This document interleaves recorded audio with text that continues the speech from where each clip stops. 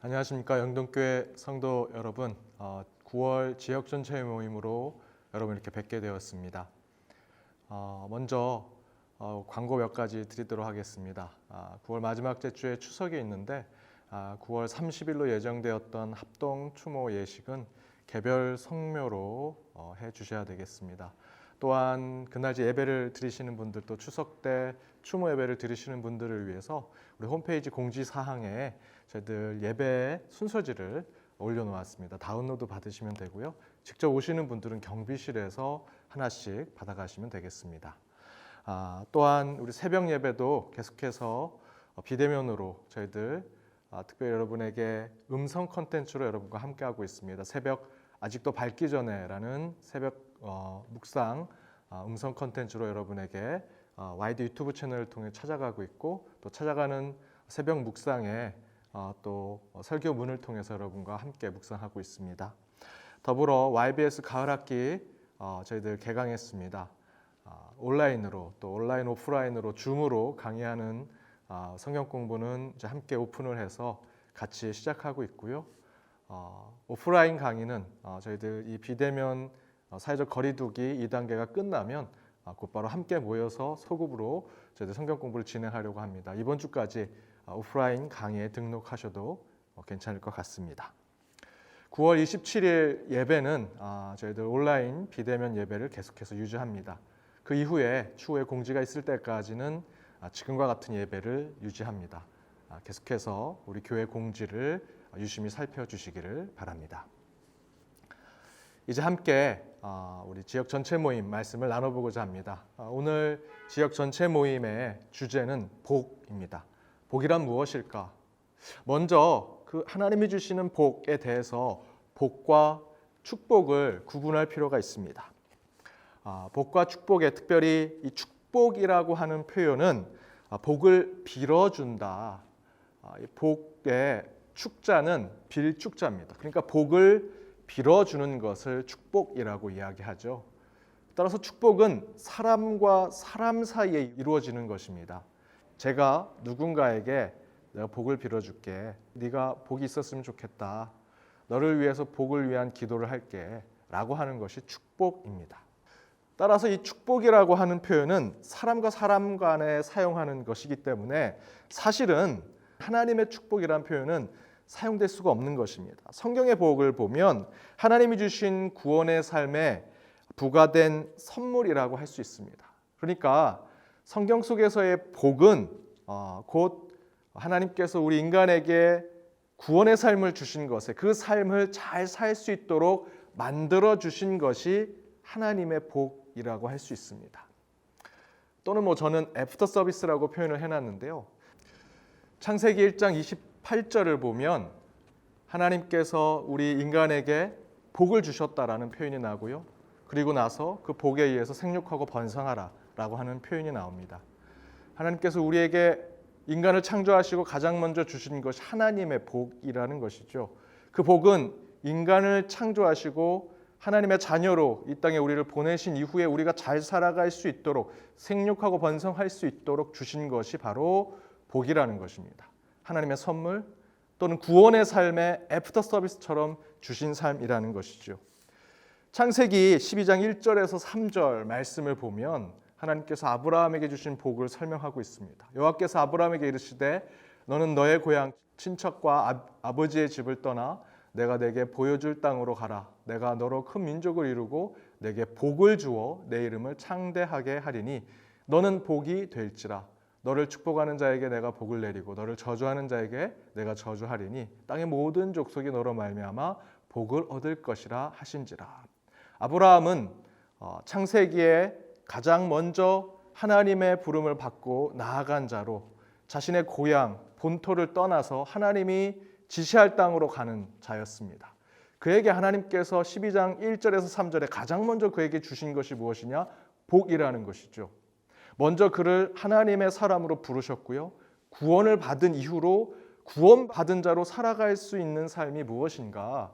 그 삶이 더욱더 생육하고 번성하고 더욱더 충만하고 행복하게 살아갈 수 있는 구원받은 자의 삶의 애프터 서비스, 구원받은 자의 삶의 선물과 같은 것이 하나님의 복이라는 것입니다.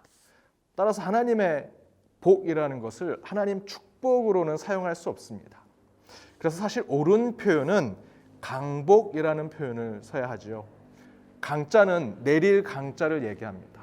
복이 하늘로부터 내려오다. 하나님 제게 축복해 주십시오 라고 하는 것이 아니라 하나님 제게 복을 내려 주십시오. 하나님 강복해 주십시오 라고 하는 표현이 옳은 표현이라고 할 수 있습니다. 여러분 이제 하나님 축복해 주십시오 라는 표현이 아니라 하나님 복을 내려 주십시오 라고 하는 표현으로 사용하시기 바랍니다. 그럼에도 불구하고 저희들 입에는 여전히 하나님 축복해 주십시오 라고 하는 표현이 익숙하고 저도 여전히 예배나 기도할 때 하나님 축복을 이곳에 내려 주십시오 라고 하는 표현을 사용하게 됩니다.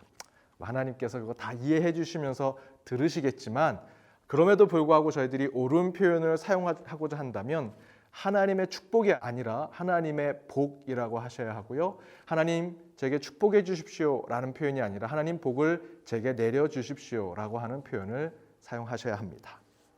그렇다면 여기서 얘기하는 하나님의 복이란 무슨 뜻일까? 특별히 성경을 통해서 저희들 살펴보고자 합니다. 그 첫 번째는 창대함 번영이라고 할 수 있습니다.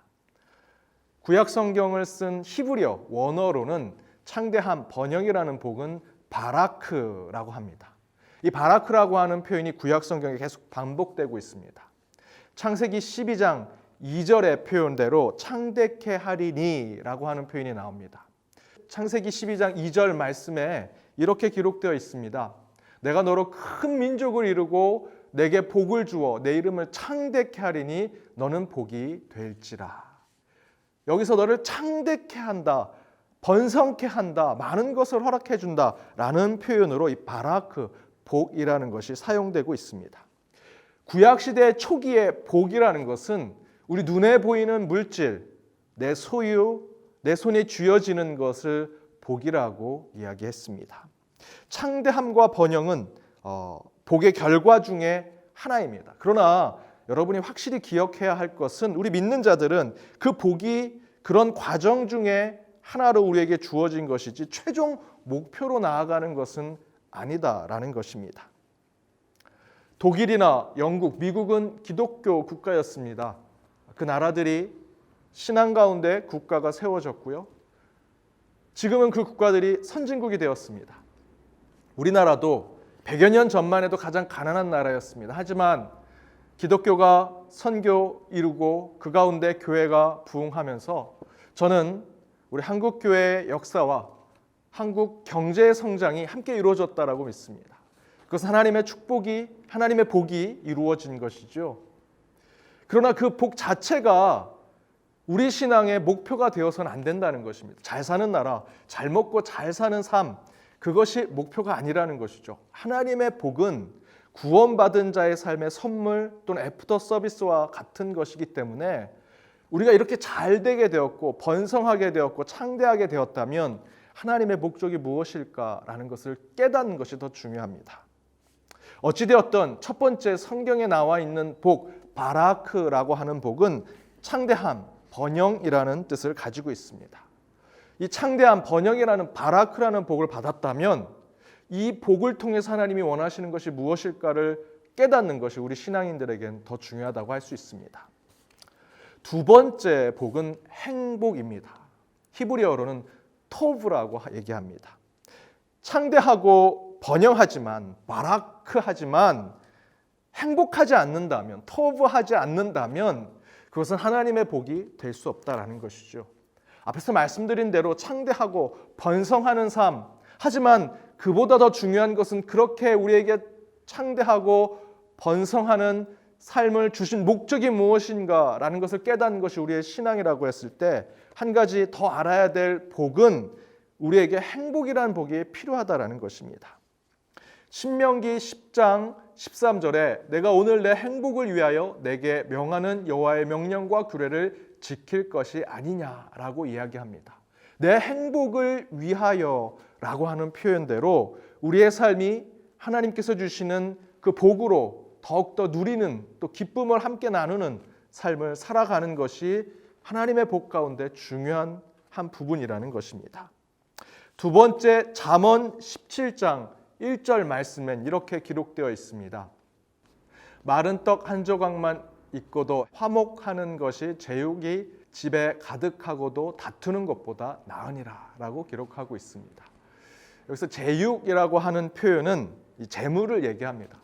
재물이 집에 가득하고도 다투면 무슨 의미가 있겠느냐라는 것이죠. 마른 떡 한 조각이라도 화목한 가정이 더 행복하다라는 것입니다. 물질이 많은, 앞에서 말씀드렸던 바라크의 축복, 번성하고 창대하는, 하지만 그 가운데 화목하지 아니하고 행복하지 아니한다면 그것은 참된 복이 될 수 없다라는 것이죠. 불행한 부자가 되시겠습니까? 하나님의 복은 행복한 부자가 되라는 것입니다. 여러분 손에 많은 것이 쥐어져 있다면 그 쥐어진 것 너머에 하나님이 원하시는 것이 무엇인지 찾고 행복한 토부가 이루어지는 하나님의 복을 받으시는 여러분이 되셔야 할 것입니다. 세 번째는 선한과 아름다움의 복입니다. 히브리어로는 투브라고 합니다. 창대하고 번영하는 바라크의 복, 더불어 행복이라고 하는 토부의 복, 이 두 가지를 다 가지고 있을지라도 선하고 아름답지 못하면 그 복 또한 완벽하지 않다라고 할 수 있습니다. 호세아 10장 11절에는 이렇게 기록되어 있습니다. 에브라임은 마치 길들인 암소 같아서 곡식 밟기를 좋아하나 내가 그의 아름다운 목에 멍에를 메우고 에브라임 위에 사람을 태우리니 유다가 밭을 갈고 야곱이 흙덩어리를 깨트리리라. 그의 아름다운 목에 멍에를 메우고라고 하는 표현이 나오죠. 아름다움도 또한 우리의 하나님이 주시는 복 가운데 하나라는 것입니다. 여러분, 기독교, 더불어 기독교의 역사, 그리고 지금 여러분들이 품고 있는 여러분의 신앙, 기독교의 신앙, 그것을 더욱더 풍성하게 만드는 것은 창대하고 번성하고 늘 웃음이 넘치는 행복함, 그 가운데만 머무는 것이 아니라 그 가운데는 반드시 아름다움이 있어야 합니다. 미학이 있어야 한다라는 것이죠. 기독교의 미학이 바로 이 투브라고 하는 선하고 아름다움의 하나님의 복이라고 할 수 있습니다. 여러분, 구원과 복을 받으면 끝입니까? 전도만 하면 끝나는 것일까요? 그리스도인이 되면 끝입니까? 그저 교회 잘 세우고 내 교회가 부흥하고 성장하면 다 끝일까? 그렇지 않습니다. 물론 그것도 하나님의 복이지만 더 완벽한 하나님이 주신 복으로 나아가기 위해서는 그렇게 함께 모이고 부흥하고 성장하고 그 가운데 웃음이 넘치지만 더불어 그 가운데 하나 더 있어야 하는 것은 투브라고 하는 하나님의 복이 우리 가운데 필요하다는 것입니다. 선하고 아름다움이 있는 것. 전도로 끝나는 것이 아닙니다. 구원받는 삶으로 끝나는 것이 아닙니다. 기독교인이 된 것으로 끝나는 것이 아닙니다. 교회를 성장하고 교회를 세우고 그저 그렇게만 떠나는 것이 아니라 이 교회를 아름답게 세워야 합니다. 아름다운 구역 공동체를 만들어야 하고요. 아름다운 내 신앙의 삶이 되어야 합니다. 저는 그것을 예술적인 신앙의 삶이라고 이야기하고 싶습니다. 여러분, 성경을 어떻게 읽으십니까? 문자 그대로 읽으십니까? 하나님께서 성경을 문자 그대로 읽으실 것으로 우리에게 주셨다면 그렇게 성경이 두꺼울 필요가 없습니다. 근데 성경이 두껍고 많은 내러티브, 이야기를 가지고 있고 스토리를 가지고 있는 이유는 그 가운데 우리의 신앙은 성경을 읽을 때 그 성경 속에 나와 있는 미학에 관련된 은유와 상징과 해석이 있어야 한다는 것입니다. 여러분, 하나님의 속성이 무엇이라 생각하십니까? 창세기 1장에 나와 있는 하나님의 속성은 세상을 창조하셨다라는 것입니다. 이전에는 전혀 없었던 아주 새로운, 누구도 보지 못했던 이 우주 만물을 새롭게 창조하셨다라는 것이지요. 바로 그 하나님의 창조 속성이 드러나는 것이 뭐냐? 예술이요, 미학입니다. 따라서 하나님의 형상을 닮은 저와 여러분은 그런 하나님의 예술과 미학을 쫓아가는 신앙의 삶을 살아야 합니다. 여러분이 하시는 미술, 음악, 여러분들이 쓰시는 시와 에세이, 소설, 그 전에도 없었던, 누구도 만들어내지 못했던 것을 여러분이 그림으로 그리시고 노래를 부르시고 때로는 글로 쓰시지요. 이전엔 없었던 것입니다. 새롭게 창조된 것이죠. 그 가운데 하나님은 영광을 받으십니다. 70억의 인구, 아니 그 이전부터 역사 속에 있었던 수십억, 수백억의 사람들 똑같은 얼굴은 있지 않습니다. 다 하나님께서 각자 다른 DNA와 각자 다른 외모를 주셨죠. 그 의미는 우리는 모두 창조적인 존재라는 것입니다. 바로 그러한 마음으로 우리의 신앙을 복된 삶으로 만들어야 합니다. 복의 중요한 부분은 투브, 선하고 아름다운 미학과 같은 신앙의 삶을 살아가는 것이 필요합니다. 네 번째는 바른 길, 정도의 복입니다. 히브리어로 테레크라고 합니다. 창대함, 번영, 바라크의 복, 그 가운데 행복한 토브, 앞에서 말씀드린 선하고 아름다운 투브의 복, 이 세 가지의 복으로도 다 완벽하지 않습니다.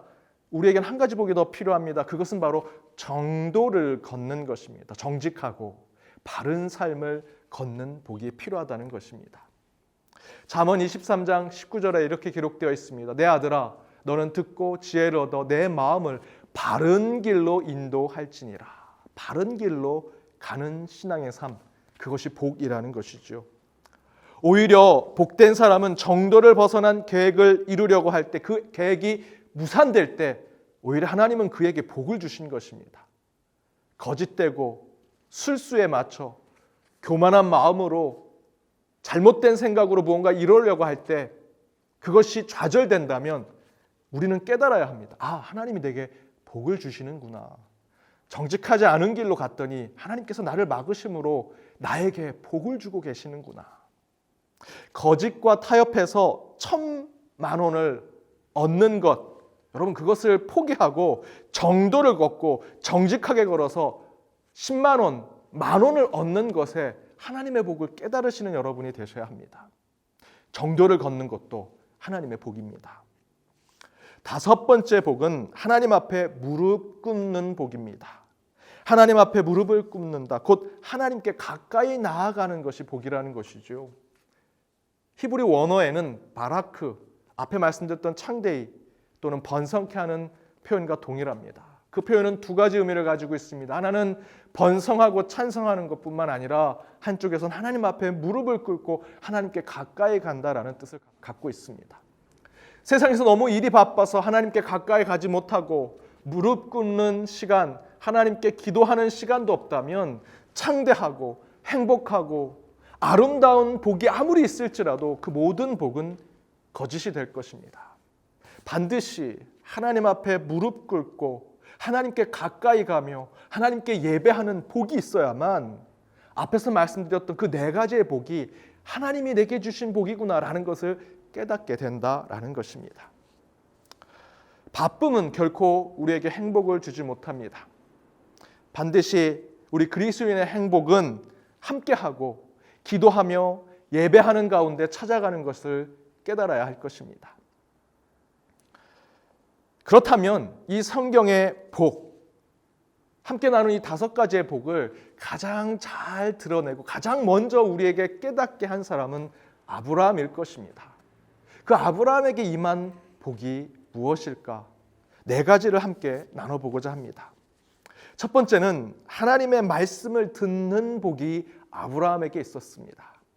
창세기 12장 4절에 이렇게 기록되어 있습니다. 이에 아브라함이 여호와의 말씀을 따라갔고 롯도 그와 함께 갔으며 아브라함이 하란을 떠날 때에 75세였더라 라고 기록하고 있습니다.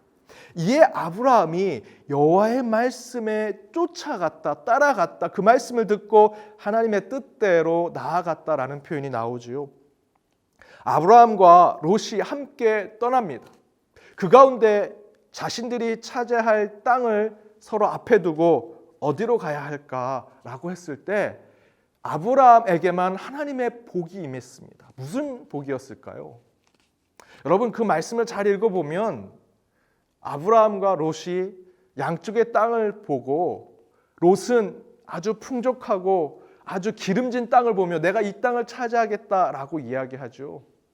그때 아브라함은 하나님의 음성을 듣고 그 롯에게 먼저 선택을 하게 하고 자신은 척박한 땅을 선택하게 됩니다. 그러나 어느 곳에 더 많은 결실을 맺게 해주셨습니까? 기름지고 좋아 보이는 땅에 있는 롯이 아니라 척박했던 그 땅을 차지했던, 하나님의 음성을 듣고 그곳을 결정했던 아브라함에게 하나님께서 더 큰 복을 허락하신 것을 우리는 압니다. 이처럼 하나님의 말씀을 듣는 자에게 복이 있는 것입니다. 눈에 보이는 것으로, 손에 쥐어진 것으로 복을 평가하는 것이 아니라 하나님의 말씀을 들을 때 내 앞에 있는 땅이 척박할지라도, 내 손에 쥐어진 것이 없을지라도 하나님은 그에게 아브라함에게 주신 복처럼 복을 허락하실 것입니다. 하나님의 목소리를 듣는 영적 귀를 우리는 가질 때 그것이 하나님의 복이고요. 더불어 하나님의 말씀을 읽을 때 영적인 말씀을 우리 눈에 깨닫게 하는 것, 그것 또한 복이라고 할 수 있습니다. 여러분, 기도 훈련하실 때 듣는 기도 훈련하십시오. 하나님께 다 소리 지르는 기도 훈련이 아니라 하나님, 주님의 음성을 듣고 싶습니다. 아브람처럼 롯과 함께 내가 지금 땅에 서 있을 때 내 눈에 보이는 것으로 선택하는 것이 아니라 하나님의 음성을 듣고 하나님의 뜻을 결정하는 자가 되고 싶습니다. 그런 복을 허락해 주십시오 라고 기도하시고 듣는 기도 훈련하십시오. 말씀을 읽으실 때도 그 말씀이 하나님의 말씀으로 내게 다가올 수 있게 해달라고, 말씀을 읽을 영성의 보는 눈을 허락하게 해달라고 여러분 기도하셔야 합니다. 두 번째는 하나님께 예배드리는 복입니다. 창세기 12장 7절 말씀에 이렇게 기록되어 있습니다. 여호와께서 아브라함에게 나타나 이르시되 내가 이 땅을 내 자손에게 주리라 하신지라. 자기에게 나타내신 여호와께 그가 그곳에서 제단을 쌓고, 여호와를 위하여 단을 쌓았다라고 얘기하죠.